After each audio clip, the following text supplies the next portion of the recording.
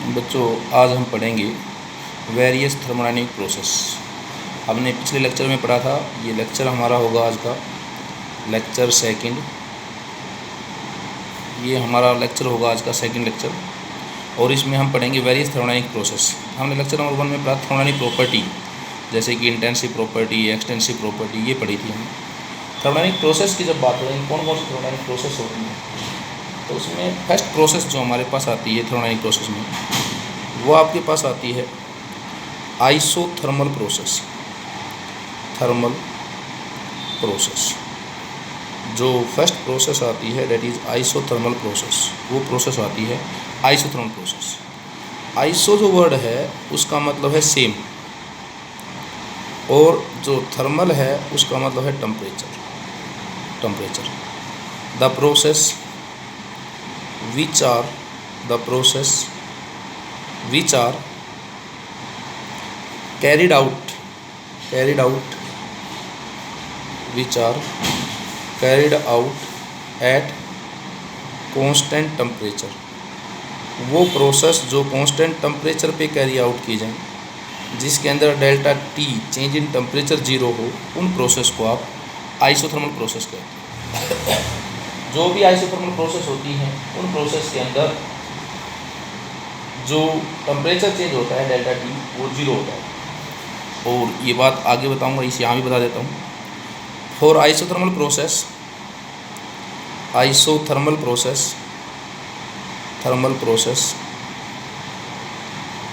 Internal energy change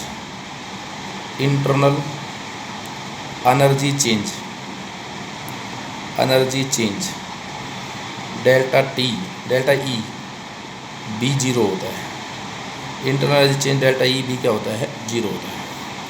second process हमारे पास आती हैं the process which are carried out constant temperature, यानी जिन प्रोसेस में डेल्टा टी जीरो हो, उन प्रोसेस को आप क्या कहते हो, आइसोथर्मल प्रोसेस कहते हैं। दूसरा प्रोसेस, सेकंड टाइप की प्रोसेस हमारे पास आती हैं, उन प्रोसेस को कहते हैं आइडियाबैटिक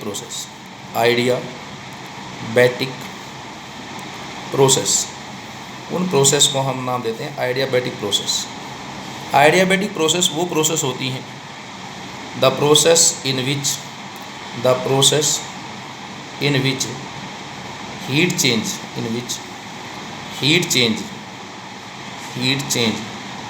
is zero. Delta Q zero हो, जिन प्रोसेस में डेल्टा क्यू जीरो हो, उन प्रोसेस को आप आइडियाबैटिक प्रोसेस कहते हैं। वो प्रोसेस जो कांस्टेंट हीट के ऊपर कैरी आउट की जाए, जिनकी हीट चेंज जीरो हो, उन प्रोसेस को आप आइडियाबैटिक प्रोसेस कहते हैं। अगली प्रोसेस हमारे पास थर्ड टाइप की प्रोसेस आती है isobaric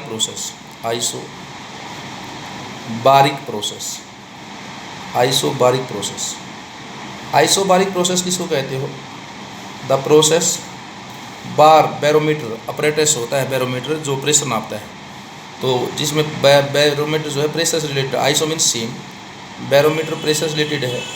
the process which are carried out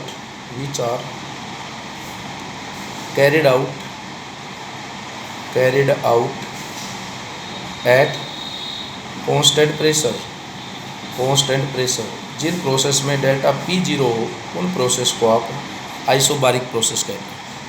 fourth type की हमारे पास प्रोसेस जो बच्चों आती है, फोर्थ प्रोसेस जो आती है, उसको आप कहते हो आइसोकोरिक प्रोसेस।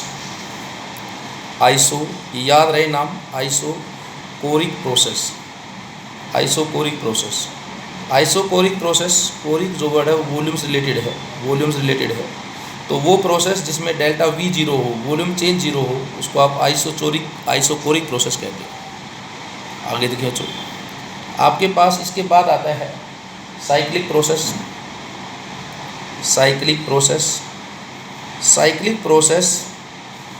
जो साइक्लिक प्रोसेस है केमिस्ट्री में, साइक्लिक प्रोसेस, कोई प्रोसेस यहाँ शुरू हुई, ये घूम फिर के इधर से इधर गई, इधर से इधर आ गई, जहाँ शुरू होती है वहीं पर ख़त्म हो जाए, उस प्रोसेस को साइक्लिक जो प्रोसेस होती है, वो प्रोसेस, उन प्रोसेस को आप कहते हो कि साइक्लिक प्रोसेस के अंदर जो चेंज है जहाँ से स्टार्ट होती है वहीं पर आगे ख़त्म हो जाती है। साइक्लिक प्रोसेस में ध्यान रखना, साइक्लिक प्रोसेस में भी डेल्टा ई जीरो होता है, इंटरनल एनर्जी चेंज जीरो होता है।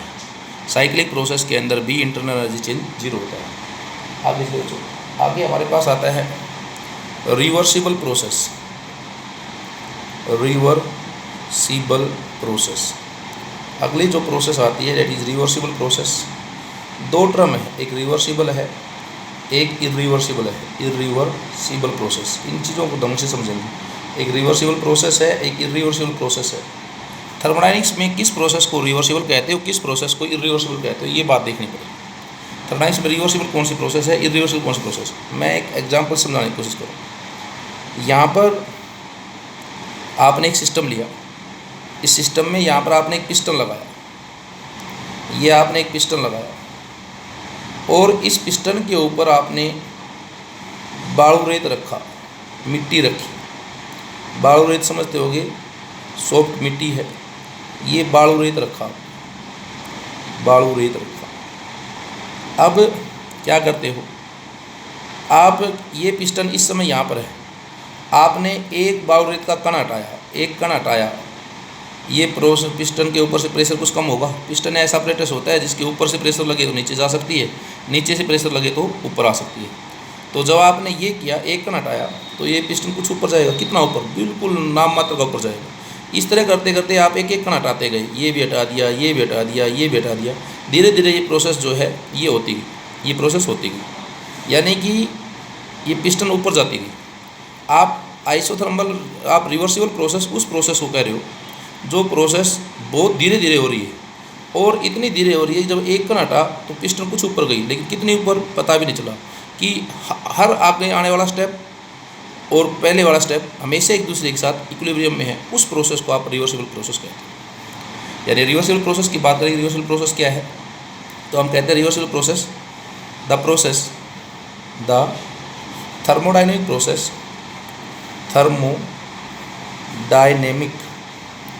thermodynamic process, the thermodynamic process which is carried so slowly that each step of the process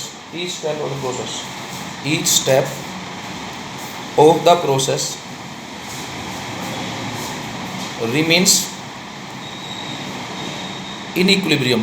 Each step of the process remains in equilibrium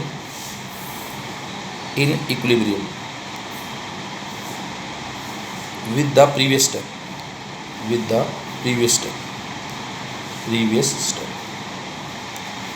आने वाला हर step पीछे वाले step के साथ इक्विलिब्रियम में रहे, उस प्रोसेस को आप क्या कहते हो, उसको रिवर्सिबल प्रोसेस कहते हो।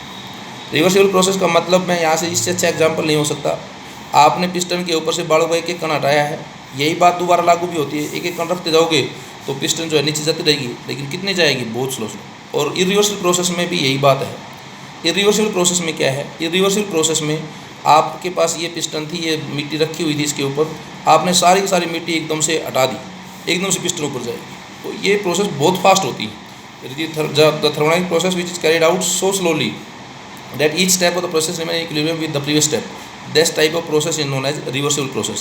और irreversible process कौन सी है, the thermodynamic process, the thermodynamic process which is carried out very fast, जो बहुत फास्टली कैरिड आउट हो, बहुत तेज़ी से कैरिड आउट हो, उस थर्मोडायनेमिक प्रोसेस को आप क्या कहते हो, इरिवर्सिबल कहते हो। इरिवर्सिबल प्रोसेस में कोई स्टेप किसी के भी इक्विलिब्रियम के अंदर नहीं होता। तो बच्चों ये सारी की सारी आपके पास थर्मोडायनेमिक प्रोसेस थी, ये थर्मोडायनेमिक प्रोसेस थी। कौन कौन सी थर्मोडायनेमिक प्रोसेस हमने पढ़ी, मैं एक बार फिर बता देता हूँ आपको। थर्मोडायनेमिक प्रोसेस हमने कौन कौन सी पढ़ी हैं।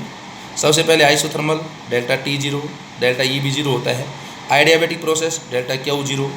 Isobaric, delta P0 constant pressure के। Isochoric, delta V0। Cyclic process, जहाँ से प्रोसेस शुरू हुई वहीं से घूमकर वहीं पर दोबारा वापस आ गई, डेल्टा E0। डेल्टा E मतलब internal energy change, internal energy change 0। Reversible process बहुत स्लो होगी, रिवर्सिबल प्रोसेस बहुत फास्ट। तो तो जो ये आपके पास थर्मोडायनामिक प्रोसेस थी जो कि हमें पढ़नी है। अब हमारे पास आता है, आगे चलें इसके बाद, तो हमारे पास आता है बच्चों मेथड ऑफ एक्सचेंजिंग एनर्जी। ये आपके पास आता है मेथड ऑफ एक्सचेंजिंग एनर्जी कि एनर्जी एक्सचेंज के कौन कौन से मेथड हैं। Method of exchanging energy, method of exchanging energy between the system and surrounding, between the system and surrounding.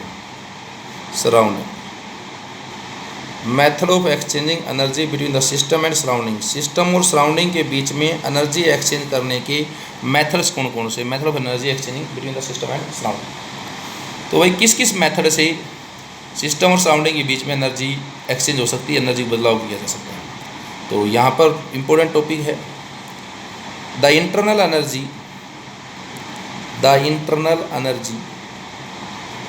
Of A system, internal energy of a system can be changed, of a system can be changed by two methods, किसी system की internal energy को दो method से change कर सकते हो, by two methods. कौन कौन से दो मेथड्स? पहला मेथड है बाय हीट और दूसरा मेथड है बाय हीट और दूसरा मेथड है बाय वर्क। तो दो मेथड से किसी भी सिस्टम की आप इंटरनल एनर्जी को चेंज कर सकते हो। एक मेथड है हीट का मेथड और दूसरा मेथड है वर्क का। हीट का मतलब हीट तो एक फॉर्म ऑफ एनर्जी होगी, वर्क भी एनर्जी की फॉर्म ही है वैसे तो। अब कुछ एक जनरल कन्वेंशंस बना रखे हैं, जनरल कन्वेंशंस है, कन्वेंशंस केमिस्ट्री के अंदर कुछ एक जनरल कन्वेंशंस है। क्या क्या है जनरल कन्वेंशंस? बाय हीट और वर्क, हीट क्यू से लिखते हैं, वर्क को डब्ल्यू से लिखते हैं। जनरल कन्वेंशंस क्या हैं? पहला जनरल कन्वेंशंस है heat supplied to the system, supplied to the system, heat supplied to the system हमेशा पॉजिटिव लोग। Heat lost by the system, heat lost by the system वो आप नेगेटिव लोगे। Heat lost by the system negative, heat supplied to the system positive. इसी तरह work के भी हैं, work done by the system, work done on the system, यदि कहीं पर सिस्टम के ऊपर काम होगा, work done on the system positive value लोगे, positive. Work done by the system, work done by the system वो आप हमेशा नेगेटिव लोगे। यदि सिस्टम काम करेगा तो नेगेटिव, सिस्टम के ऊपर काम होगा तो positive. Heat supplied to the system positive, heat lost by the system negative. ये जनरल कन्वेंशंस याद रखने हैं। फिजिक्स में थोड़ा पढ़ोगे तो वहाँ पर हो सकता है ये आपके पास उल्टे भी हो जाए। अब भाई दो फॉर्म हो गई, हीट एनर्जी और वर्क। तो वर्क एनर्जी होगी, तो वर्क का की भी बहुत से फॉर्म्स आते हैं, वर्क बहुत सी फॉर्म्स में वर्क किया जाता है जो एनर्जी को एक्सचेंज कर सकता है। तो there are two types of work, work दो तरह के होते हैं। There are types of work पढ़ लेते हैं, टाइप्स ऑफ वर्क, वर्क्स के टाइप्स पढ़ लें, वर्क टाइप्स ऑफ वर्क। तो फर्स्ट टाइप ऑफ वर्क पढ़े यदि हम पीवी वर्क पढ़ लेते हैं, pressure volume work, PV work पढ़ लेते हैं, इम्पोर्टेंट है PV work, pressure volume work पढ़ लेते हैं पीवी वर्क। हमने बच्चों एक सिस्टम कंसिडर किया, हमने एक सिस्टम कंसिडर किया, ये एक सिस्टम लिया। इस सिस्टम के अंदर हमने यहाँ पर एक पिस्टन लगाई, ये पिस्टन लगाई, ये पिस्टन लगाई। इस सिस्टम के अंदर कोई गैस भरी हुई है, ये गैस है जो इस सिस्टम के अंदर भरी हुई है। ये गैस इस पिस्टन के ऊपर, ये पिस्टन थी, इस पिस्टन के ऊपर ये गैस एक प्रेशर लगा रही है, अंदर से प्रेशर लग रहा है, तो आप उसको कह रहे हो पी इंटरनल। इंटरनल यहाँ पर इस पिस्टन के ऊपर भी एक प्रेशर लगा हुआ है, जो बार्स लगा हुआ उसको आप कह रहे हो पी एक्सटर्नल।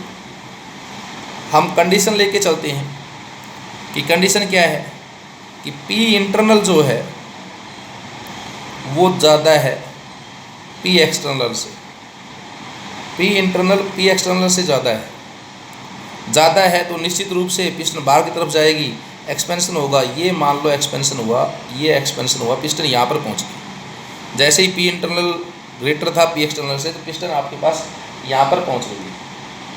आपने क्या देखा, आपको पता है प्रेशर होता है force upon area, force upon area. Pressure क्या होता है? Force upon area.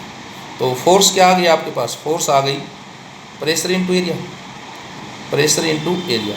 ये पिस्टन यहाँ से यहाँ जाने में वर्क हुआ कुछ, तो वो वर्क क्या हुआ? वो पिस्टन वर्क जो होता है, वर्क होता है फोर्स इंटू डिस्प्लेसमेंट, वर्क होता है force into displacement, force into displacement, work होता है फोर्स इंटू डिस्प्लेसमेंट। फोर्स आपके पास आ चुकी, ये यहाँ से यहाँ तक जाने में, यहाँ से यहाँ तक की जो दूरी है वो मैंने कह दी कि पिस्टन यहाँ से यहाँ एक्सपेंड हुई तो वो दूरी डीएल है, डीएल दूरी। तो जो समाल वर्क हुआ जब पिस्टन यहाँ से लेकर यहाँ तक एक्सपेंड हुई तो समाल वर्क हुआ जो, वो समाल वर्क डी डब्ल्यू वो बराबर था फोर्स एफ। फोर्स किसके बराबर थी? Force into displacement. फोर्स किसके बराबर? प्रेशर इंटू एरिया इंटू समाल डिस्प्लेसमेंट क्या आया? डीएल। समाल डिस्प्लेसमेंट क्या आया? डीएल। अब वर्क कौन कर रहा है? सिस्टम वर्क कर रहा है। तो इस चीज़ को दिखाने के लिए मैंने यहाँ पर नेगेटिव साइन लगा दिया। सिस्टम वर्क कर रहा था तो मैंने यहाँ पर क्या लगा दिया? Negative sign. अब नेगेटिव साइन लगा दिया तो क्या हो गया? D W date is equal to minus P. A क्या है? A area, area of the piston. A is area of piston, area of piston, piston का एरिया है। A is the area of piston, ये piston का area है, A area of piston है। तो area into displacement, length into area, volume हो गया, volume हो गया। तो प्रेशर इंटू ये आपके पास क्या आ गया? डीवी आ गया, change in volume. DV represent किसको करता है? Small change in volume, small change in volume, change in volume को करता है। ये स्मॉल चेंज इन वॉल्यूम को रिप्रेजेंट कर रहा है डीवी। तो D W date is equal to minus P W. D W, D W क्या है? Small work, small work done, small work done. ये स्मॉल वर्क डन को रिप्रेजेंट कर रहा है, small work done. D W date is equal to minus P into D V, small change in volume. अब हम यदि पूरा वर्क निकालना चाहते हैं, हमारे पास स्मॉल वर्क तो आ गया, डी डब्ल्यू आ गया, D W date is equal to minus P D V. अब पूरा वर्क यदि हम निकालना चाहें तो हमें इंटीग्रेशन करना पड़ेगा, हमें वर्क इंटीग्रेशन करना पड़ेगा। तो हम यदि वर्क निकालना चाहें, total work in expanding, in expanding the system from volume V1 to V2 volume. पहले वॉल्यूम V1 था, अब फाइनल वॉल्यूम V2 हो गया। तो यहाँ से यहाँ तक का पूरा वर्क यदि निकालना चाहें तो हमें इंटीग्रेशन करना पड़ेगा। तो D W date is equal to minus P D V, integrate कर दिया कहाँ से? V1 से लेकर V2 तक, और इस डी डब्ल्यू का भी इंटीग्रेशन कर दिया। तो डी डब्ल्यू का जब इंटीग्रेशन किया तो कंप्लीट वर्क आ गया W date is equal to P constant है, और P है कौन सा? माइनस कौन बार आ गया, पी बार आ गया, माइनस ये P हमेशा एक्सटर्नल प्रेशर होता है जिसके अगेंस्ट में काम हो रहा है, माइनस पी एक्सटर्नल। इंटीग्रेशन किसका? डी का, कहाँ से? V1 से लेकर V2 तक, V1 से V2 तक। W that is equal to minus P external, external यहाँ पर इंटीग्रेशन कर दिया V1 टू डी वी का, V1 से V2 तक, upper limit V2 minus lower limit V1। W that is equal to minus P external into V2 in V external into V2 minus V1, V2 minus V1। W that is equal to minus P external into delta V। Delta V किसको represent कर रहा है? तो W किसके बराबर आ गया आपके पास? W that is equal to minus P D. ये आपके पास कौन सा वर्क आ गया? प्रेशर वॉल्यूम वर्क आ गया। कौन सा वर्क आ गया आपके पास? प्रेशर वॉल्यूम वर्क आ गया। अब ये बात ज़रूर ध्यान रखें इसमें कि जो प्रेशर है वो एक्सटर्नल है। तो पीवी वर्क में क्वेश्चन आता है, PV work in expanding A system from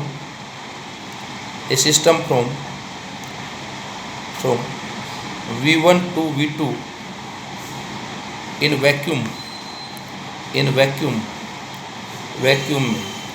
के अंदर हम ये मान के चलते हैं कि वैक्यूम जो है उसमें हम ये मान चलते हैं कि डेल्टा V जो P एक्सटर्नल होता है, एक्सटर्नल प्रेशर P एक्सटर्नल जो होता है वो 0 होता है। जब P 0 हो गया तो W बराबर B 0 ही होगा। PV वर्क वैक्यूम में कोई सिस्टम यदि एक्सपेंड हो तो W क्या होता है, 0 होता है, W 0 होता है। अब बात आती है कि भाई रिवर्सिबल प्रोसेस के अंदर आइडियाबेटिक जो रिवर्सिबल प्रोसेस है, आइसोथर्मल रिवर्सिबल यदि कोई प्रोसेस मिल जाए, आइसोथर्मल रिवर्सिबल प्रोसेस मिल जाए तो उसमें वर्क डन क्या होता है। तो हम यहाँ पर ही जगह छोड़ रहे हैं, आगे चल रहे हैं, इसमें कोई क्वेश्चन करवा देंगे। आगे चलें तो हमारे पास आता है वर्क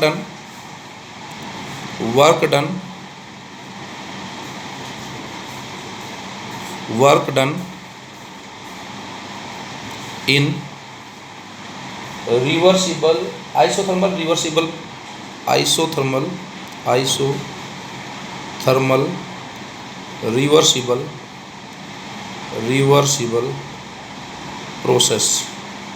प्रोसेस गैस में लेते हैं फॉर एन आइडियल गैस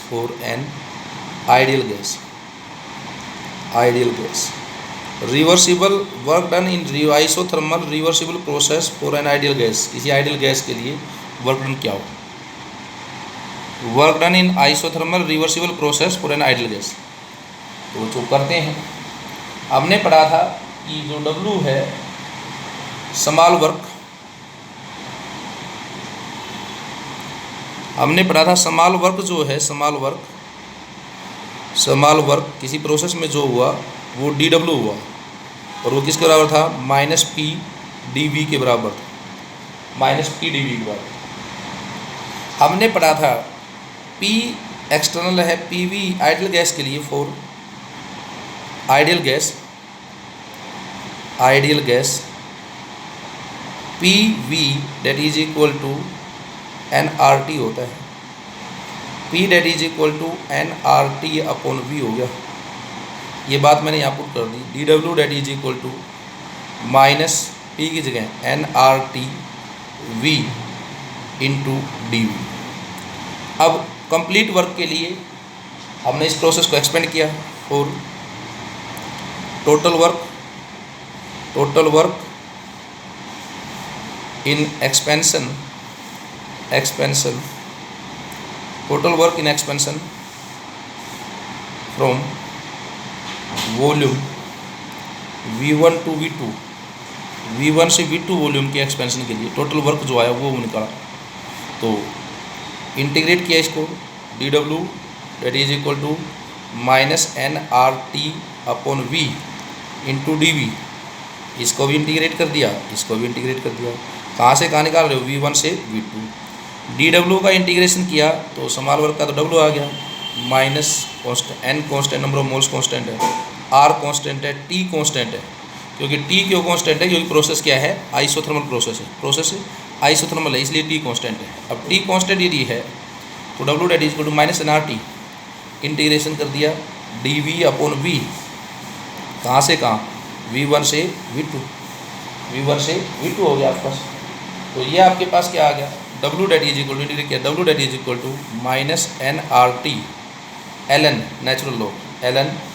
अब पर इस तरह dV अपन V का इंटीग्रेशन जब आप करोगे तो आपके पास क्या आ गया, ln अपर लिमिट V2 अपॉन V1। आपके पास बच्चों नेचुरल लॉग ln x जो है वो बराबर होता है 2.303 log ऑफ x के।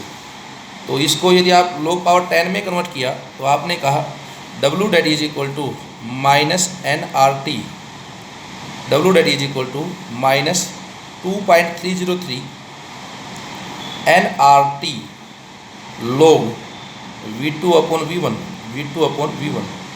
ये आपके पास फॉर्मूला आ गया आइसोथर्मल रिवर्सिबल प्रोसेस का work done in isothermal reversible process का वर्क डन आ गया W that is equal to -2.303 nRT log V2 upon V1। आपने लॉ पढ़ी है, बॉयल्स लॉ आपने पढ़ी थी। Boyle's law P inversely proportional to volume at constant temperature. तो इस प्रोसेस में भी टेम्परेचर कांस्टेंट है, इस प्रोसेस में टेम्परेचर कांस्टेंट है, तो वहाँ पर आपने इनवर्सली प्रोपोर्शनल पढ़ा था। तो P1 upon P2 that is equal to V2 upon V1 आया था आपके पास। P1 upon P2 that is equal to V2 upon V1 आया था। तो यहाँ से आप W के लिए फॉर्मूला और भी लिख सकते हो, W that is equal to -2.303 nRT log P2 upon P1 upon P2। ये यहाँ लिख देता हूँ मैं, दोबारा दिखाई नहीं दे रहा होगा। W that is equal to -2.303 nRT log P1 upon P2। तो ये आपके पास वर्क डन आ गया दो प्रोसेस, इस प्रोसेस में आइसोथर्मल रिवर्सिबल प्रोसेस का work done W that is equal to -2.303 nRT log V2 upon V1। जबानी याद हो बातें। PV वर्क डन जो आता है आपके पास, वो आपके पास आ गया था PV वर्क डन जो था वो आपके पास आ गया था W that is equal to -2.303। PV work जो था वो आपके पास आया था W that is equal to -P delta V। तो ये दो वर्क डन मैंने निकाल दिए हैं। आगे के वीडियो में मैं इसके ऊपर बेस क्वेश्चन करवाऊंगा, इन दोनों को आप करेंगे।